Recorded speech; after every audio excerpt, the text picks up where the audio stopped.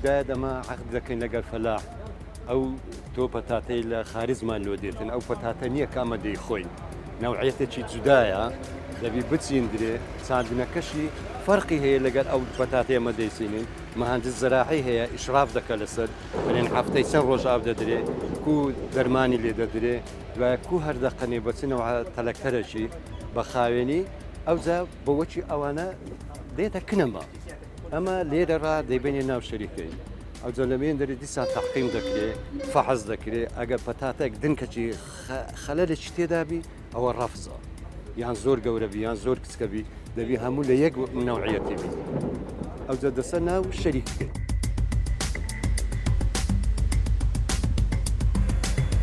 ئێوە چی هاتە خوارێ لە ناو لۆریەکەی ئەوە لە پێشتانە دێتە ناو سندوقەی لێرە دەسە ئێرە ئەوجا بە مەرحەلە دەڕوا بە ئاوەکی احتیادی محەقەمی خاوێن ئاوی بیرێ دەسوورێتەوە ئەو تۆز و مۆزی هەموو لێ دەکرێتەوە خاوێن دەکرێت ئەوجا مەرحەلەی دووەم دەڕواتە وێندەری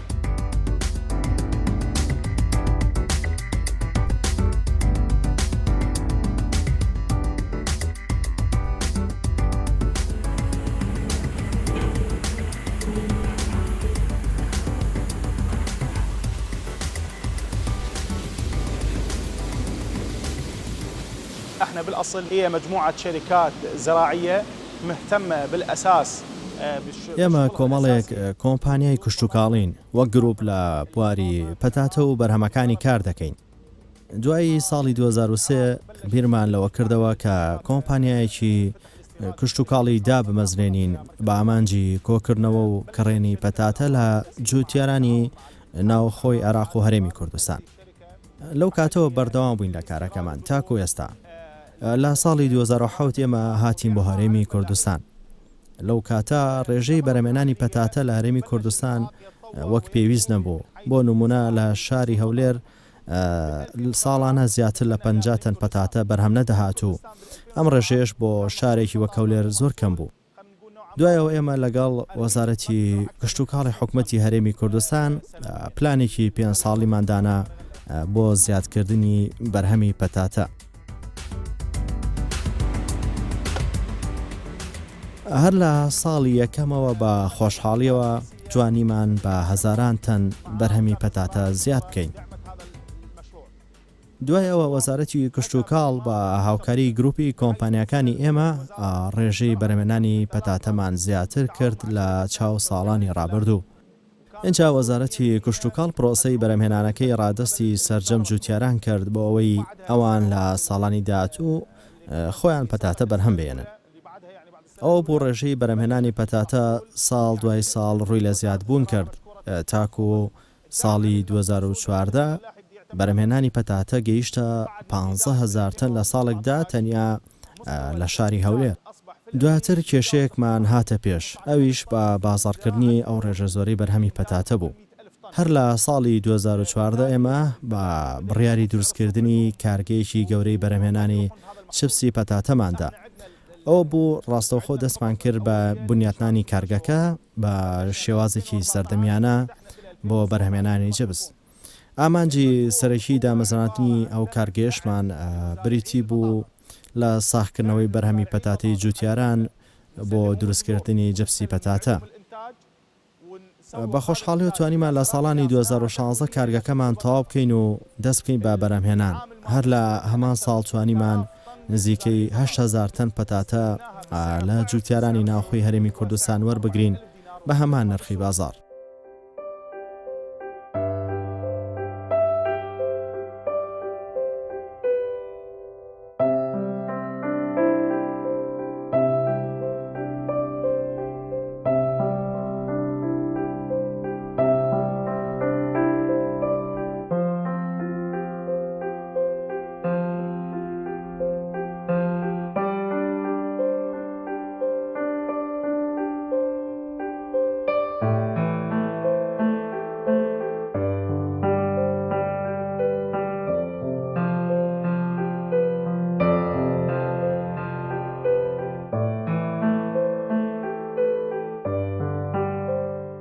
تعودت الناس عليه انه الشيبس هو من الزيوت أو يحمل الكربوهيدرات. زۆر جار گوێبیستیەوە بین کە جبس تەندروست نییە چونکە ڕێژێکی زۆری کاربۆهایدرات و چەوری و شەکری تێدایە، بەڵام ڕاستیدا جبسەکە ئێمە بە دوورە لەو پێکاتانە، چونکە لە سەرەتای بەرهەمهێنانەوە ئێمە کۆمەڵێک دکتۆری پسپۆڕی ئەو بارەمان هێنا بە چاودێری وەزارەتی تەندروستی بۆ ئەوەی بەرهەمێکی تەندروست بەرهەم بهێنین.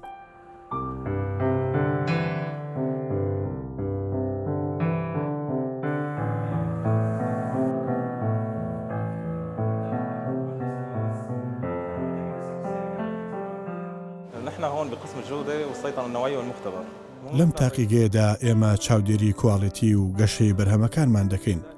ئەرکی سەرەکی ئێمە پشکنینی مادە سەرەکیەکانە. ئەویش لە سەرەتای ڕادەستکردنەوە تاوەکو ئەو کاتەی پرۆسەی ئامادەکردنەکە کۆتایی دێت. گرنگترین ئەو مادانەی ڕادستی ئێمە دەکرێت پەتاتە و زەیت و تامەکەیەتی. هەروەها کارتۆن و ئەو مادانەی دەخرێتە ناویەوە. پەتاتەکە دەپشکێنرێت و ئەویش دوو جۆرە پشکنینی سەرەکی بۆ دەکرێت. یەکەم پشکنینی نەخۆشیەکانە کە لە سەرەتاوە دەخرێنە ناو ساردکەرەوەکان. ئەویش لە ڕێگەی وەرگرتنی بڕێکی دیاریکراو کە لە کۆمپانیاکە داوا دەکرێت و پشکنینی بۆ دەکرێت. کاتێک پشکنینی نەخۆشی بۆ کراو ئیتر کێشەی نەبوو، دەهێنرێتە تاقیگە و نمونەیەکی لێوەردەگیرێت و لە ڕووی تەکنیکیەوە پشکنینی بۆ دەکرێت و دەخرێتە ناو ئامێری هاڕین و ڕێژەی شەکرەکەشی بۆ دیاری دەکرێت.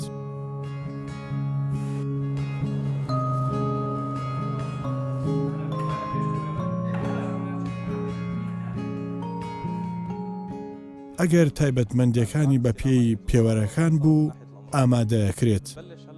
لە ڕێگەی ئەو ئامێرەوە پێوانەی کێشەکانیان دەکەین. کێش و قەبارەیان دیاری دەکەین. ئامێرەکە کێشی مادەکان دیاری دەکات کە لە نێو پەتاتەکەدا هەن. دواتر دەیان نووسین و تۆماریان دەکەین.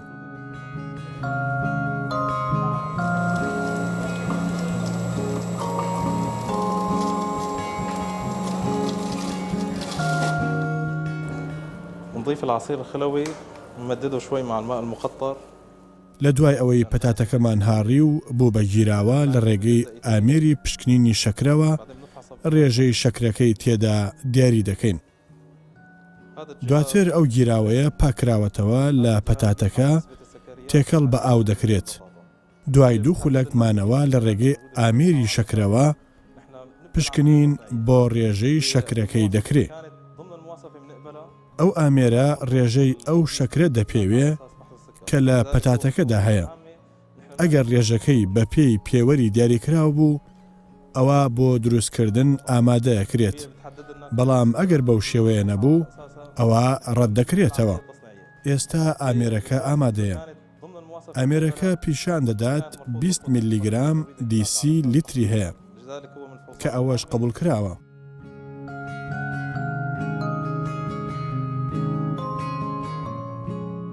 دوای ئەوەی ڕێژەی شەکری نێو پەتاتەکەمان دیاری کرد، نمونەیەک بۆ کارکردن و بەرهەمهێنان ئامادە دەکرێت. پەتاتەکە لە ڕێگەی ئامێری هاڕینەوە پارچە پارچە دەکرێت. لە هەر پەتاتەیەک پارچەیەک وەک نمونە وەردەگرین. بزانین شێوەی پارچەکردنەکەی چۆنە.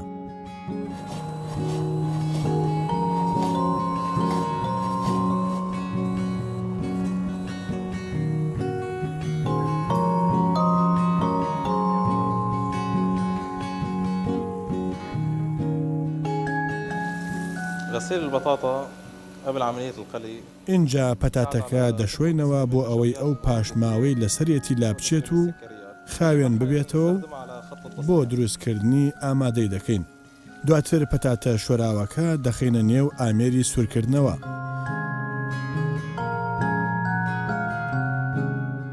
طبعا هلا نحن نعينت القلي على درجة حرارة معينة وزمان. ڕێژەی پلەی گەرمی و کاتی سوورکردنەوەی ئامێرەکە دیاری کراوە.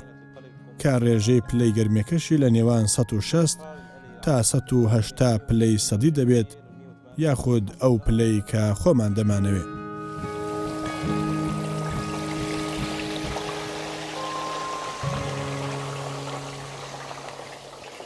البطاطا في العالم أكثر من 1000 صنف. پەتاتە لە جیهان زیاتر 1000 جۆری هەیە. کۆمپانیاکەمان زیاتر لە 100 جۆری هەیە. جۆرەکانی تایبەت بە دروستکردنی چپس دەبێت ڕێژەی مادەی وشک تێیدا لە پەتاتی ئاساییدا دەبێت لە 100 زیاتر بێت بۆی پەتاتەکە لە ئاگرەکەدا نەسووتێت. هەر بۆی ئەگەر سەرنجداندا بێت ئێوە ئەگەر بچن لە بازار پەتاتێک بکڕن کاتێک سووری دەکەنەوە لە ماڵەوە دەتانێت بیکەن بە فینگەریان خواردنێکی تر پەتاتەکە ڕەنگەکەی ڕەش دەبێت. بەم جۆرە کاتی ڕێژی شەکر زۆر بەرز دەبێت ئەوە ڕەنگی فینگەر لە ماڵ و ڕەش دەبێت و پاشان کاتێ ڕێژەی مادی وشکەم بێت پەتاتەکە بۆ جبس نابێت و پەتاتەش بە هەموو جۆرەکانیەوە بە شیرین و سوێر و پلە جیاوازەکانی سوێری هەریەکەیان بۆ جۆرێک برژاندن و خواردن دەبێت هەندێک بۆ لێنان دەبێت هەندێکی دیکە ژەمی سووک وەک فینگەر و جبس و خۆراکەکانی تر. فمنها يصلح الطبخ، منها يصلح للوجبات الخفيفة، السناكس اللي هو الفنجر والشيبس والأنواع الأخرى.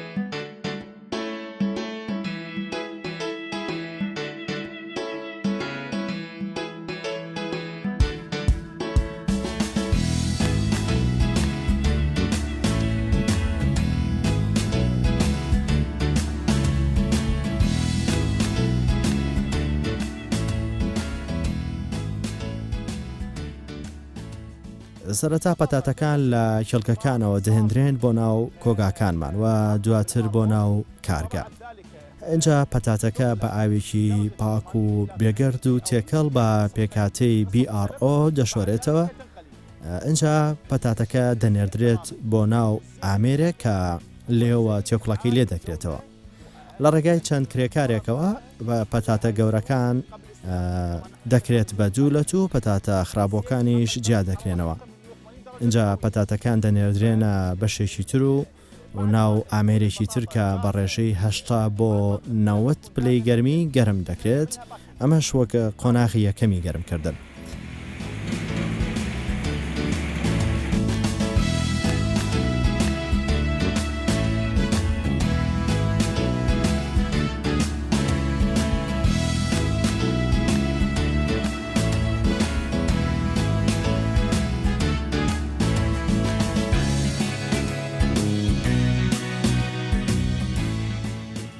تنقلي وتتنشف من الزيت تماما والزيت اللي نستخدمه هو اینجا پەتاتەکان لە ڕێگای ئامێرێکی تایبەتەوە قاشقاش دەکرێن بە شێوازێکی جوان و سەردەمیانە بۆ ئەوەی ئامادە بکرێن بە باشی سوور بکرێنەوە لە ناو ڕۆنی زەیت. ئەو زەیتی کە ئێمە بەکاری دێنین زەیتێکی تایبەتە و لە وڵاتی مالیزیا بەمان دێت. لەگەڵەوەش بەر لە بەکارهێنان لە تاقیگاکانمانەوە پشکنینی کوالەتی بۆ دەکەین بۆ ئەوی لە باشی و کوالەتی زەیتەکە دڵنیابین. ئەو زەیتی کە بۆ سوورکردنەوەی چپسی پەتاتە بەکاردێت دەبێت بەرگەی پلەی گەرمی 180 پلەی گەرمی بگرێت. دوای ئەوە ئێمە چەندین تامی جۆراوجۆرمان هەیە کە لەگەڵ پەتاتەکە تێکەڵ دەکرێت بۆ ئەوەی جبسەکە تامێکی تایبەت وەربگرێت. تامەکانیشمان لە ڕێگای کۆمەڵی تامکەرانی ئەمریکیەوە ڕێگە پێدراوە.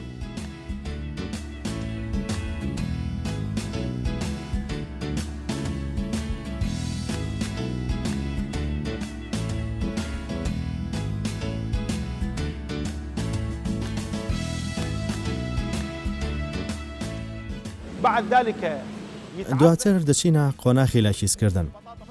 پێکاتی کیسەکانیشمان تەندروستیە و هیچ زیانێکی تەندروستی نییە بۆ جبسەکە. کیسەکەش بەتاڵ دەکرێت لە هەوا.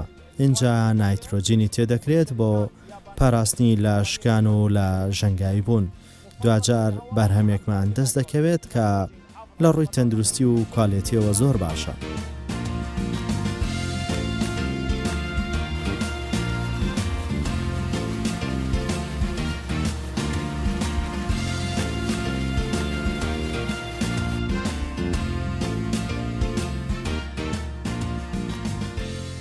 احنا حاليا بسبب الظروف السياسيه للبلد اللي يمر بها الاقليم بدنا نشتغل 12 ساعه. قبل هاي الازمه كنا نشتغل بەهۆی بارودۆخی سیاسیەوە لە ئێستادا ئێمە ڕۆژانە تەنیا 12 ساعت کار دەکەین. بەڵام پێش ئەو بارودۆخە ئێمە ڕۆژانە 24 کاتژمێر کارمان دەکرد.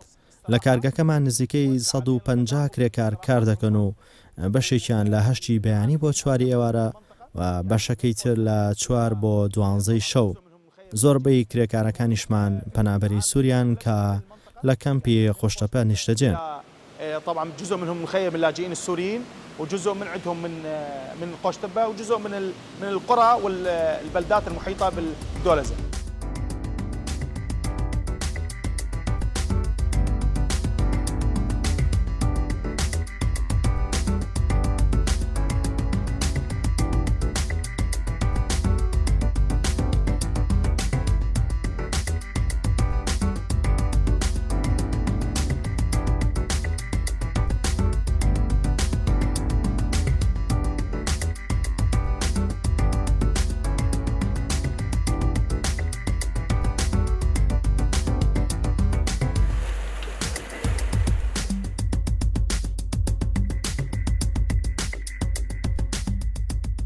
ناوەخۆ زۆر نیمە ئێستا بزانە چەند کرێکاری شێ دەکە لێرە دوایە مەسەلە مەحمەلەکە دەرێن لە چێن دەرێ دێن لە کوردستانە ئەوە دەوری زۆر هەیە لە دەوڵەتان کمالە ئیدکەش بێت چاوی لێ بکە برمادەم ئەو حاردەی بەپیتە لە بۆ پەتاتی ئەمەش دەچین مەحمەلەشکە دەکەینەوە لە دەوڵەتان ئەوە هەم کەسبکردنی خەرکە مەعاملی گەورە لە خاریزڕە ئەو داعمانەمان هەیە ئەمە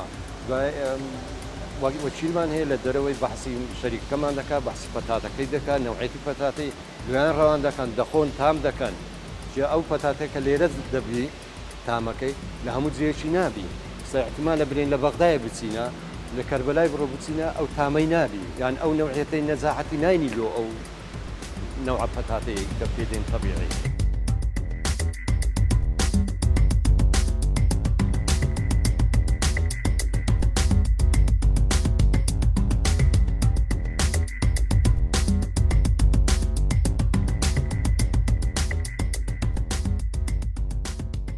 تقدر تقول شبه مستقرة لأن احنا بدنا نأمن البطاطا بالمخازن. ئێستا کارگەکەمان بەرهەمێکی باش و کواڵێتێکی بەرز بەرهەم دەهێنن. ڕێژەی کواڵێتی بەرهەمەکانیشمان جێگیر بووە. ئێمە چەندین کۆگای گەورەمان هەیە بۆ هەڵگرتنی پەتاتەکان بۆ ئەوەی لە وەرزانە کە بەکاریان بهێنین کە پەتاتە تیایدا بەرهەم نایێت. ئەگەر هەر بەشیشی نەکردین ئەوە پەتاتە لە وڵاتی دەرەوە هاوردە دەکەینە ناو هەرێمی کوردستان. چونکە ئێمە ڕۆژانە پەتاتێکی زۆر دەکەین بە جبسکە لە هەر کاتژمێرێکدا 600 کیلۆ پەتاتە بەکاردەهێنین. لكن الانتاج احنا بالساعه نتقدر عندنا ب 700 كيلو بالساعه.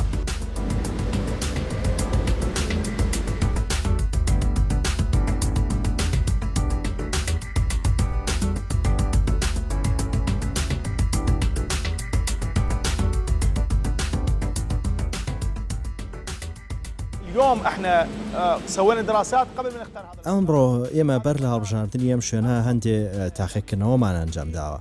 ئێرە بە پیترین شوێنە لە هەولێر و دەوروبەری و بە پیترین شوێنە بۆ بەرهەمهێنانی پەتاتە. ئەوە جگەلەوەی لە ناوچەیەکی باشی چاندنی پەتاتە هەیە کە دەڤەری بەردەڕەش و دەشتی شارەزورە لە پارێزگای سلێمانی.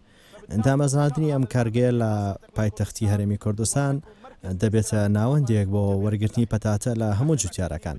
ئێمە بەرهەمەکەمان بەسەر هەموو عێراقدا دابەش دەکەین، بەڵام بازاڕی سەرەکیمان بریتە لە هەرێمی کوردستان. بەو پێی ئێرە بنکەی سەرەکی کارگەکەمانە. ئەمە جگەلەوەی بەرهەمەکەمان بۆ بەسڕە و باشووری عێراق وەک ناسریە و سەماوە و کووت و بێگومان بەغداش دەنێرین بەو پێی سنتەری عێراقە. ئەمڕۆ ئامانجی پرۆژەکەمان پاڵپشتیکردنی ئەو جوتیارانەیە کە پەتاتە دەچێنە لە هەرێمی کوردستان چونکە باشترین بەڕێوەبوومی کشتتوکاڵە.